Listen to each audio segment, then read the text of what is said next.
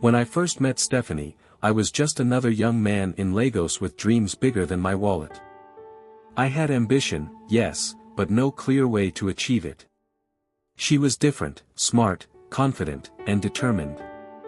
She saw something in me that I wasn't even sure existed.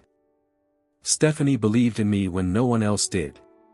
She paid for my education, telling me, "Chukwueze, your success is our success." She convinced her father, a man who didn't think much of me, to lend us the money to start a business. Together, we built something incredible, a company that thrived in this city of opportunities and chaos. For 7 years, we worked side by side, hand in hand. People admired us, called us the perfect couple. They said we were proof that love and hard work could conquer anything. And I believed it, too.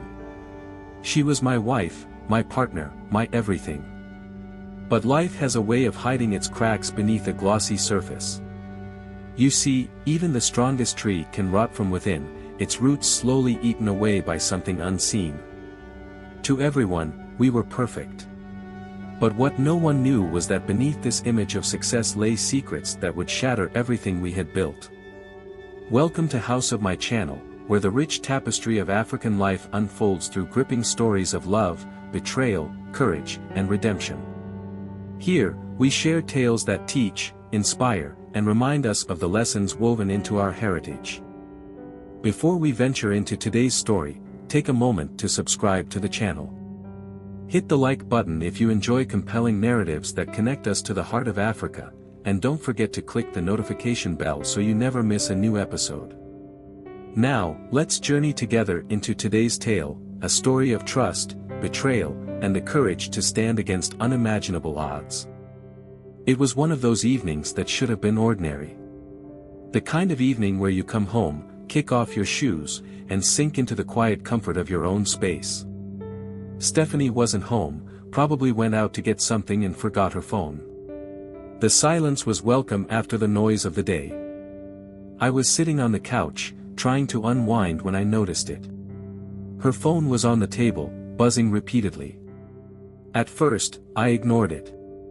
It wasn't my business, after all. Stephanie's phone was always busy, business deals, messages from friends, I'd never had a reason to question it. But this time, something was different. The notifications came in waves, one after another, like an alarm I couldn't silence. It sat there, glowing, demanding my attention. I glanced at it briefly and then back at the TV, telling myself to let it go. But I couldn't. The buzzing continued, pulling me in like a whisper you can't quite ignore. I told myself it was probably nothing, a group chat or some event she was planning. But deep down, I felt it. That uneasiness. That nagging feeling that something wasn't right. Finally, I reached for the phone. My hand hovered for a moment. Part of me felt guilty, as though I was about to cross a line. But the other part told me to look, to trust my instincts. And so, I unlocked it. What I saw made my stomach drop. The first message was from someone named Kunal. I recognized the name immediately, her old secondary school boyfriend. I'd heard about him before, back when Stephanie and I first started dating, but I hadn't thought much of it. He was part of her past, or so I believed. The messages were explicit, words I didn't expect to see, plans to meet, confessions of love that cut through me like a knife. As I scrolled, the pit in my stomach grew deeper. They weren't just reconnecting, they were actively betraying me. For how long? Weeks? Months?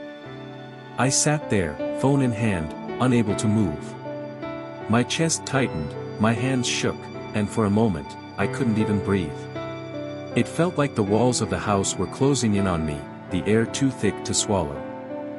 I wanted to scream, to smash the phone against the wall, but instead, I waited. I waited for Stephanie to come home. I needed to look her in the eye and hear her explain this. When she walked through the door, I was still sitting there, the phone resting on the table in front of me. She smiled at me, that same smile that had once made me feel like the luckiest man alive.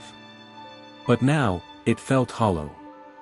"Chukwueze," she said casually, "you're still up. You didn't eat?" I didn't answer. I just picked up the phone, unlocked it again, and held it out to her. Her face fell immediately. She didn't even try to deny it. "Stephanie," I said, my voice shaking, "what is this?" Her eyes filled with tears as she dropped her bag and knelt in front of me. "Chukwueze, I'm sorry," she whispered. "I didn't mean for this to happen." "Didn't mean for what to happen?" I demanded. "You've been lying to me. After everything we've built, after everything I've done for us, you go behind my back. With him?" She started crying then, big, heaving sobs that I had once felt compelled to comfort. But now, they only made me angrier. "Chukwueze, please," she begged, grabbing my hands. "It was a mistake. A stupid mistake. I wasn't thinking. Please, don't let this ruin us. Don't throw everything away." Her words rang hollow. How could she talk about not throwing things away when she was the one who had already destroyed it all? I pulled my hands away and stood up, pacing the room. She followed me, still pleading. "I love you," she said. "I didn't mean to hurt you. Please, Chukwueze, think about everything I've done for us. I paid for your education. I convinced my father to help us start the business. Everything we have is because I believed in you. Please, don't let one mistake destroy it." Her words should have moved me. Once, they would have. But not now. Not after this. "Stephanie," I said finally, my voice cold, "you disrespected me, our marriage, and everything we've built together. Trust, once broken, is like a shattered mirror. No matter how you try to piece it back together, the cracks remain." She cried harder, falling to the floor in desperation. But I couldn't stay. I couldn't even look at her. "I want a divorce," I said, my voice steady this time. Then I grabbed my keys and walked out the door. As I drove through the quiet streets of Lagos that night, my mind raced. I felt a mix of anger, sadness, and something else I couldn't quite name.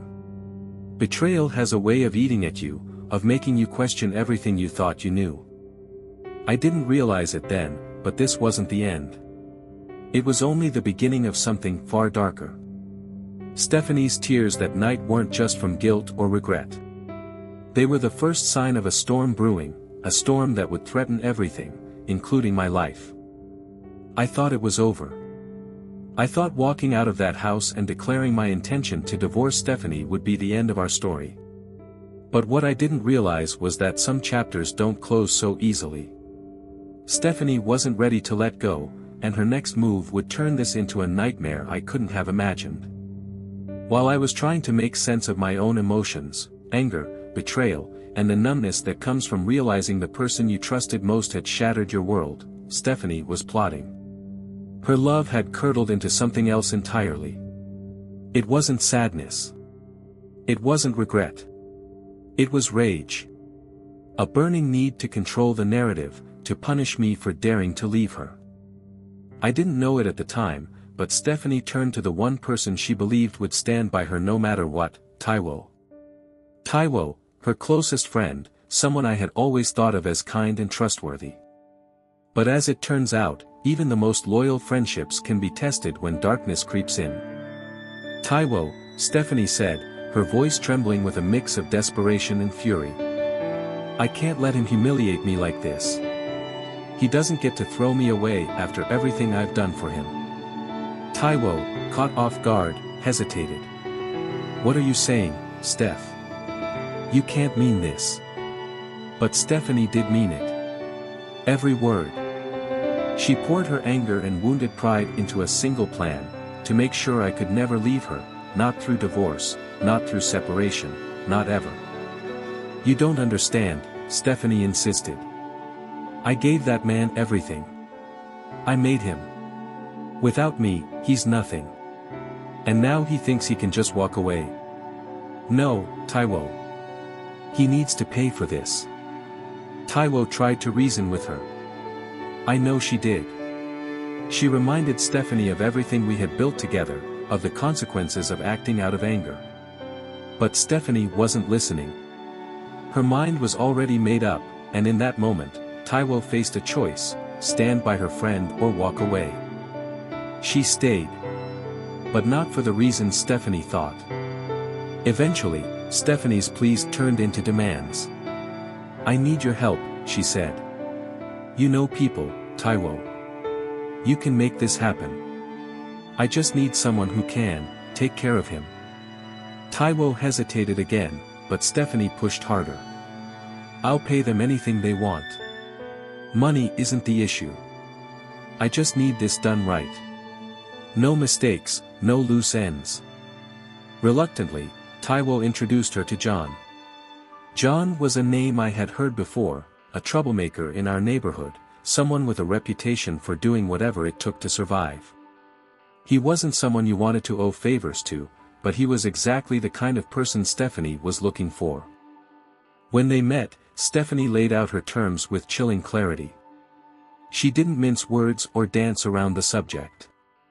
4 million naira up front, she told John.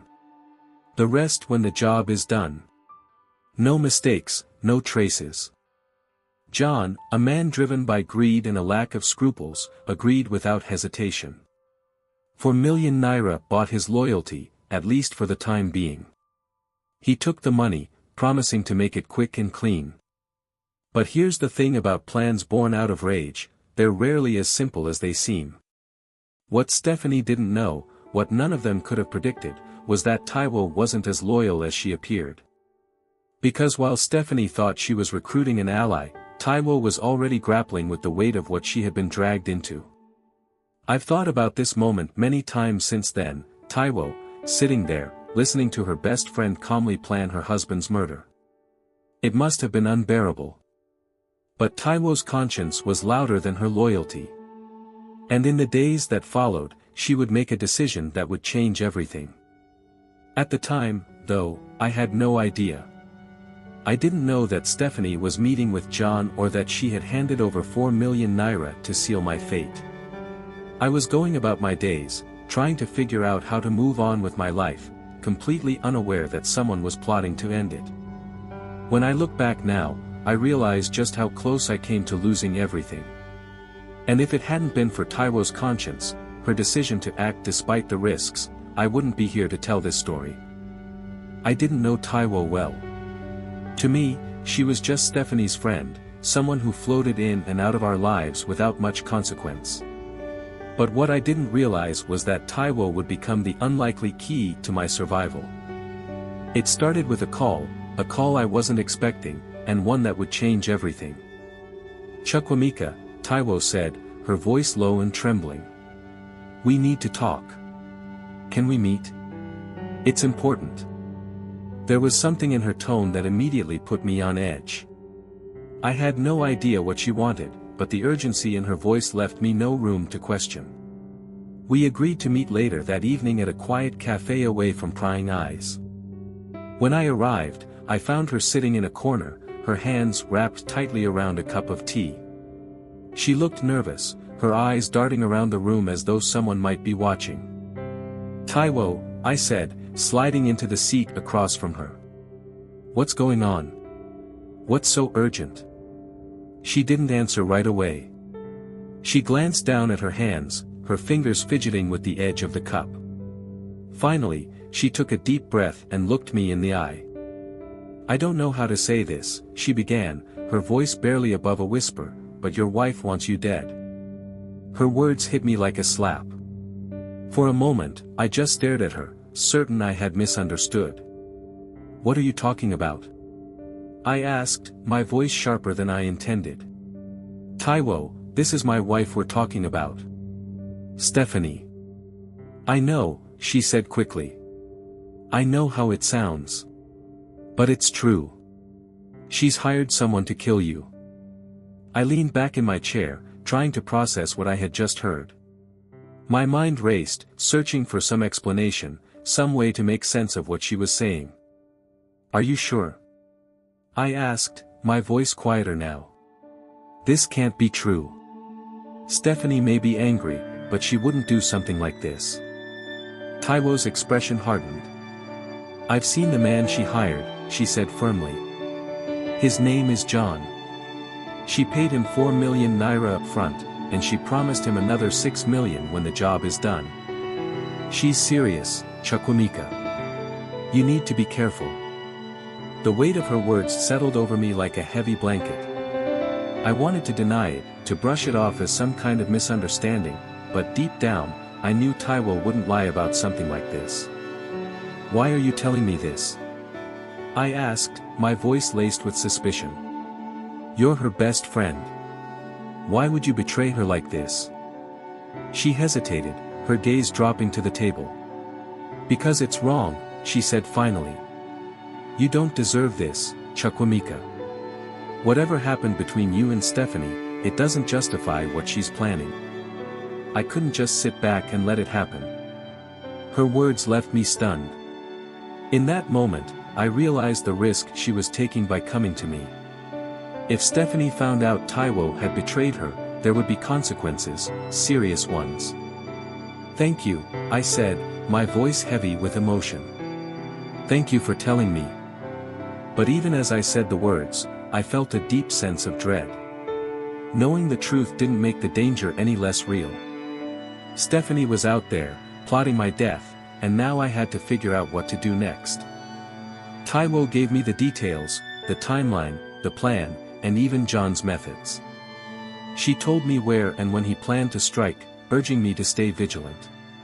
Her hands were shaking as she spoke, the fear in her eyes unmistakable. Please, she said, her voice cracking. Be careful. Stephanie is determined, and John, he's not the kind of man you want to underestimate. I nodded, my mind already racing with plans. I'll take care of it, I promised her. But Taiwo, you need to be careful too. If Stephanie finds out you warned me. I'll be fine, she said quickly, though her expression betrayed her uncertainty. Just promise me you'll stay safe. As I left the cafe that night, my heart felt heavier than ever. The woman I had loved, the woman who had once been my greatest supporter, now wanted me gone. And Taiwo, she had risked everything to warn me, to give me a chance to survive. The betrayal burned deep, but so did the gratitude I felt toward Taiwo. Her courage was the only thing standing between me and an untimely death. But as I walked into the night, one thought lingered in the back of my mind: if Stephanie could plot against me, what would she do to Taiwo if she discovered her betrayal? I didn't know it then, but the answer to that question would come sooner than I expected, and it would change everything. I thought I was being careful. Taiwo had warned me, and I had taken every precaution I could think of, watching my surroundings, staying alert, and keeping my movements discreet. But no plan is ever perfect, and I underestimated the reach of Stephanie's fury. What I didn't know was that while I was making plans to protect myself, Stephanie was already steps ahead. Her anger wasn't just directed at me anymore. When betrayal cuts deep, it doesn't stop at the first wound, it seeks to destroy anyone who plays a part. One night, as I slept, Stephanie sat alone in our bedroom. My phone, always by my bedside, became the object of her attention. She wasn't usually the type to go through my things, but suspicion had taken root in her mind, twisting her thoughts into paranoia. As she scrolled through my messages, her world shifted. She found the conversations with Taiwo. Everything was laid bare: Taiwo's warnings, her meeting with me, and her decision to expose the plan Stephanie had so carefully crafted.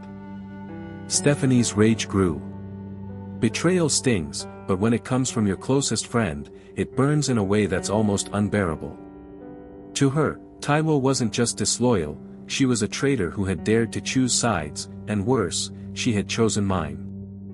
Stephanie didn't hesitate. With a coldness that I now realize I never truly understood, she picked up her phone and called John. Change of plans, she told him, her voice sharp and unyielding. I need you to handle someone else first. John, motivated by greed and loyalty only to money, didn't question her. He was already in too deep to back out now.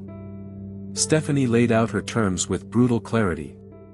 Taiwo had to go, and she didn't care how it was done as long as it was clean and left no traces back to her. By the next morning, Taiwo was gone. I didn't know what had happened at first. I tried calling Taiwo to thank her, to update her on the steps I was taking to protect myself. But her phone went straight to voicemail. At first, I thought it was nothing, maybe she was busy or her phone had died. But as the hours turned into a day, unease crept in. Taiwo was always responsive, always available. The silence was unlike her. I couldn't shake the feeling that something was wrong. The following day, I heard the news. Taiwo's lifeless body had been found in her home. Strangled. Left cold and alone in the place where she should have been safe. The moment I heard it, I knew. I knew who was behind it. Stephanie. It was the only explanation that made sense. Taiwo's death wasn't a coincidence, it was a warning, a calculated act of vengeance. Stephanie had discovered Taiwo's betrayal and acted swiftly, ensuring that no one else would stand in her way. The weight of it crushed me. Taiwo had risked everything to save my life, and in the end, she had paid the ultimate price. The guilt was overwhelming. If I hadn't confided in her, if I hadn't let her help me, maybe she would still be alive. But beneath the guilt was something else, a cold, simmering anger. Stephanie had crossed a line that couldn't be uncrossed. Her actions weren't just about me anymore. She had destroyed an innocent life, someone who had only tried to do the right thing. It was in that moment that I realized this wasn't just about survival. This was about justice. Taiwo's death wasn't going to be in vain. I wouldn't let Stephanie get away with it. Whatever it took, however long it took, I was going to make sure she paid for what she had done. But even as I vowed to act, I couldn't shake the image of Taiwo, alone and defenseless, facing the consequences of a decision she had made out of loyalty and courage. The thought haunted me, and it still does. They say betrayal comes in many forms. For Stephanie, it was my leaving her. For Taiwo, it was choosing to do the right thing. But for me, it was realizing too late that the woman I had once loved was capable of such unimaginable darkness. Taiwo's voice still echoes in my mind, "Please, be careful." She had warned me, but I hadn't been able to do the same for her. And now, all I could do was make sure her sacrifice wasn't forgotten. When I heard about Taiwo's death, something inside me broke. The grief was sharp and immediate, but it was quickly followed by a wave of anger that I couldn't contain. Taiwo had risked everything to save me, and now she was gone, silenced by the very person she had tried to protect me from. Stephanie's plan had taken a new turn, but she had made a fatal mistake. In her desperation to cover her tracks, she had overlooked the one thing I still had, the truth. I knew exactly what had happened, and this time, I wasn't going to sit back and let her win. I walked into the police station that afternoon, my heart pounding with a mix of fear and determination. The officer at the desk looked up as I approached, his expression neutral but curious. "How can we help you?" he asked. "I need to report a murder," I said, my voice steady despite the turmoil inside me. "And I have information about who's behind it." The next few hours were a blur of questions and statements. I told them everything, about Stephanie's betrayal, her plans to have me killed, and Taiwo's courageous decision to warn me. I described John, the man she had hired, and the conversations Taiwo and I had shared before her death. "Are you sure your wife is involved?" one of the officers asked, his tone cautious. "I have no doubt," I replied firmly. "She wanted me dead, and now Taiwo is gone because of her." The weight of my words hung in the air. The officers exchanged glances, and I could see the skepticism in their eyes. A wife plotting to kill her husband wasn't something they encountered every day, but the details I provided left little room for doubt. The investigation moved quickly after that. The police picked up John first, dragging him in for questioning. At first, he denied everything, insisting he had no idea what they were talking about. But under pressure, his story began to unravel. It didn't take long for him to crack. "Yes, I was hired," he admitted eventually, his voice shaking. "Stephanie paid me. First to kill her husband, then to take care of the woman who betrayed her. She said it had to be clean, no loose ends." His confession was like a key, unlocking the whole twisted plot. The police had what they needed, and the next step was clear: they went after Stephanie. When they brought her in, she tried to play the victim. "I don't know what you're talking about," she said, her voice trembling. "Why would I want to hurt my husband? I loved him."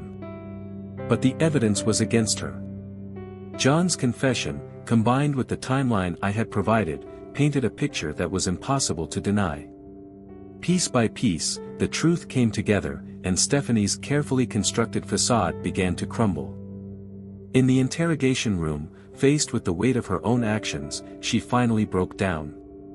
"Yes, I did it," she whispered, tears streaming down her face. "I couldn't let him leave me. He humiliated me, after everything I gave him. And Taiwo, she betrayed me. She had to pay for that." Her words were cold and devoid of remorse. It was as if the woman I had loved all those years ago no longer existed, replaced by someone I barely recognized. The trial that followed was swift. John and Stephanie were both found guilty, sentenced to life in prison without the possibility of parole. Justice had been served, but it came at a cost I could never fully reconcile. As I left the courthouse that day, the weight of it all finally settled on me. Taiwo was gone.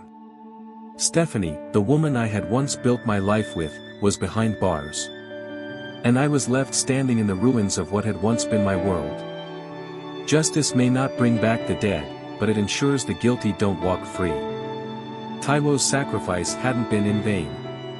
Her courage had saved my life, even though it had cost her own. I visit her grave often, standing in the quiet stillness and reflecting on the lessons her death has taught me. Loyalty is rare, and betrayal can come from the people you least expect. But above all, I've learned that even in the darkest moments, there is strength in the truth. Taiwo's name lives on in my heart, a reminder of the price she paid and the life she saved. And Stephanie, well, her name is nothing more than a cautionary tale, a warning about the depths to which anger and pride can drive a person. I survived. But survival doesn't mean escaping unscathed. It just means learning to carry the scars. Some nights, when the world is quiet, I lie awake and think about how my life unraveled. It started with love, a love so deep and consuming that I believed it could withstand anything. But now, I know how fragile trust truly is. Stephanie was my partner, my wife, my greatest ally, or so I thought. Together, we built a life that many envied. But trust, once shattered, reveals truths you never wanted to see. The same person who once uplifted me became the one who tried to destroy me. And then there was Taiwo. I didn't know her well before all of this, but now, her name is etched in my memory forever. Taiwo wasn't perfect, none of us are, but she did something that not many would. She chose to do the right thing, even when it meant risking everything. Her sacrifice saved my life, but it also taught me the hardest lesson I've ever had to learn: trust is fragile, and betrayal can come from those closest to you. In my culture, there is a saying, a tree that shelters you can also hide the snake that bites you. Stephanie was my tree, a source of shade and strength when I needed it most. But beneath her roots lay a venom I didn't see until it was almost too late. And Taiwo? Taiwo was the light that revealed the snake. She pulled me out of the darkness, even as it consumed her. I visit her grave often. There's something peaceful about standing there, among the stillness, away from the chaos of Lagos. I bring flowers, though no amount of blooms can ever repay what she did for me. As I stand there, I always find myself whispering the same words: thank you. I'm sorry. But grief isn't something you can leave at a graveside. It follows you, a constant shadow. I carry Taiwo's memory with me every day, alongside the scars of Stephanie's betrayal. Life after all of this has been quieter, simpler. I moved to a modest apartment, far from the house where everything fell apart. I've been rebuilding, piece by piece, though some pieces will never fit the way they once did. People often ask me if I'm angry at Stephanie for what she did, angry at Taiwo for getting involved. And the truth is, I am. But more than anger, I feel gratitude. Gratitude for Taiwo's courage, for the second chance she gave me, even at the cost of her own life. This story isn't just about betrayal and survival. It's about the choices we make and the people we choose to be. Taiwo chose to be brave, to act when it mattered most. And because of her, I'm still here. As I stand at her grave, I always think about the ripple effects of her decision. Her name deserves to be remembered, not just by me, but by anyone who hears this story. So if this story has touched you, if it has reminded you of the strength it takes to stand up for what's right, share it. Let Taiwo's courage inspire others. Let her name live on, a proof to the power of doing what is right, even in the face of unimaginable danger. Stephanie's betrayal left me scarred, but Taiwo's bravery left me hopeful. In a world where betrayal can come from those closest to us, it is people like Taiwo who remind us that goodness still exists. And so, I walk away from her grave each time with a heavy heart, but also with a sense of purpose. My story, her story, isn't just about loss, it's about the courage to do what is right, even when the cost is great. The scars remain, but they tell a story. A story of betrayal, survival, and ultimately, of redemption. If this story moved you, don't forget to subscribe to my channel. Here, we bring you gripping stories of love, betrayal, courage, and redemption, tales that reflect the richness of African life and the lessons that shape us. Click the like button, share this story with someone who needs to hear it, and hit the notification bell so you never miss a new episode. Let's keep our stories alive, because they remind us of who we are, where we've been, and the strength it takes to move forward. Thank you for watching. Until next time, stay safe and stay inspired.